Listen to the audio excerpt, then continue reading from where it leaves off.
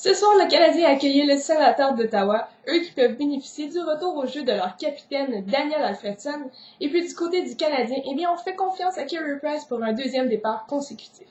Et en première période, eh bien, ça se met à brasser très rapidement.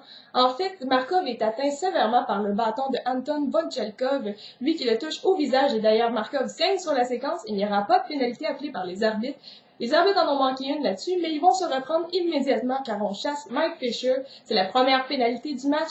Et on s'attend que le Canadien rebondisse en cet avantage numérique et soit très fort, mais c'est tout le contraire. Il y aura même un but en désavantage numérique. En fait, une bévue en zone neutre de la part de Benoît Pouliot laisse de l'espace pour Smith pour s'avancer vers Carey Price. Et cette fois-ci, c'est le gardien du Canadien qui va très mal paraître sur cette séquence. Il est battu de mauvaise façon dans le haut du filet. Et c'est ainsi que les Sénateurs s'inscrivent les premiers au pointage. C'est donc 1-0 la marque en leur faveur. Mais pourtant, Benoît Pouliot, lui, veut se reprendre et il le fait d'excellente façon. En fait, il se positionne extrêmement bien devant le filet de Mike Brodeur et il accepte la passe de Brian Giunta et est vif sur cette séquence et il marque et donc il crée l'égalité. Un but extrêmement important de sa part qui crée l'égalité 1-1 dans ce match.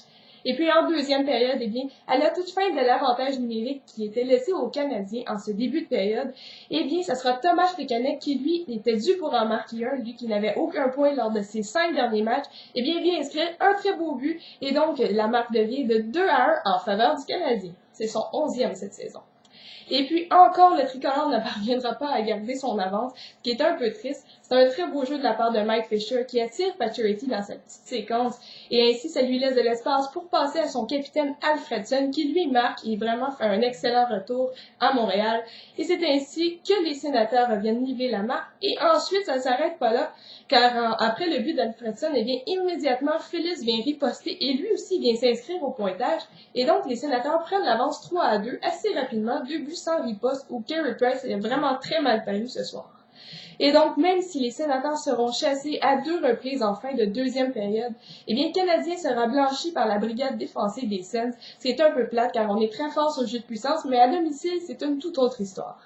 Et donc, en troisième période, eh bien là, Matt D'Agostini vient vraiment pas aider sa cause avec le tricolore et est chassé pour avoir retenu, mais heureusement les Sénateurs sont nuls au niveau du jeu de puissance et ne parviendront pas à marquer ni sur cette séquence et ni sur la deuxième occasion de le faire lors d'une pénalité à Benoît Pouliot.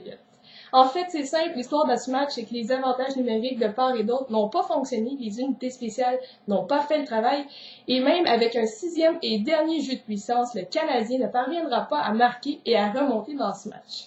Et donc, les Sénateurs vont terminer cette période avec un but dans un filet désert, un but de la part de Mike Fisher, dans ce qui est le marque final. Donc, les Canadiens vont perdre face aux Sénateurs 4-2, un match de 4 points, un match extrêmement important qu'on perd ce soir. Et donc, je vous laisse là-dessus. Et je vous laisse sur ma question comme à l'habitude. Eh bien, vous savez que Thomas Plekanec s'est fait brasser ce soir et personne ne vient à sa défense. Même pas le gros Georges Laraque qui devrait faire quelque chose. Mais non, personne vient agiter. Et donc, j'aimerais savoir qui devrait avoir ce rôle, mis à part Georges Laraque, peut-être Travis Moen. J'aimerais avoir vos commentaires. Donc, nous, on se revoit demain où le Canadien aura la chance de se reprendre face aux Rangers. Et donc, c'est ça notre prochain rendez-vous.